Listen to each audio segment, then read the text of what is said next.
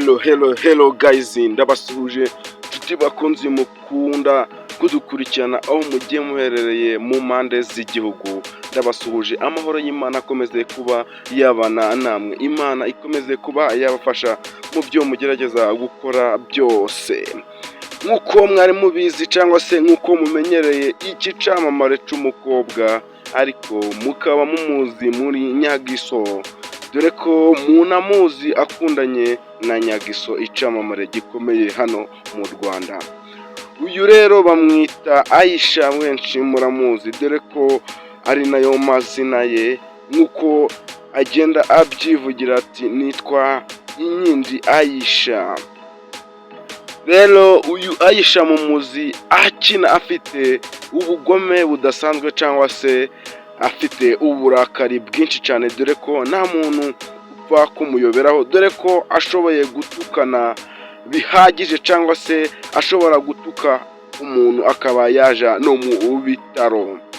Nguko uko yisanze mu rukundo hamwe n'icyamamare kirenze cyangwa se gifite ikinyamakuru gikaze, ari we Murindahabi Irene. Muramuzi ko akomeza kuba yafasha impano z'abana bakiri bato cyangwa se z'abantu bagiye batandukanye. Twavugamo nka Dorcas na Vestina, niwe ubafasha cyangwa se niwe ubakorera indirimbo, akabasha kuba yabazamura cyane, impano ze zikabasha kuba zatambuka.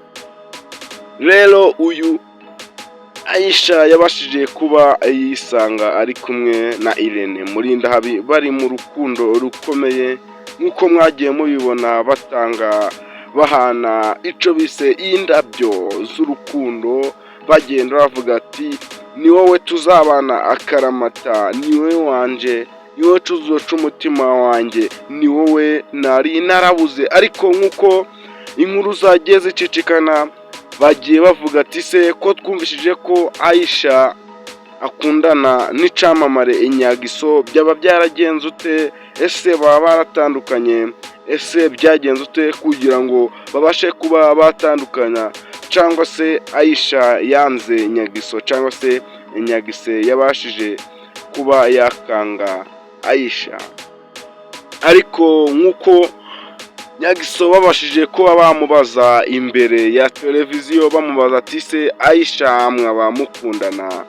Dore ko Nyagiso adakunze gutanga amakuru cyane, yarisekeye ntihagira icyo abasubiza. Gusa ubwo Aisha bamubajije ati se wowe Nyagiso uramukunda, yivugiye ari kwisekera ati ntabwo mukunda, ahubwo mukunda cyane birenze urugero.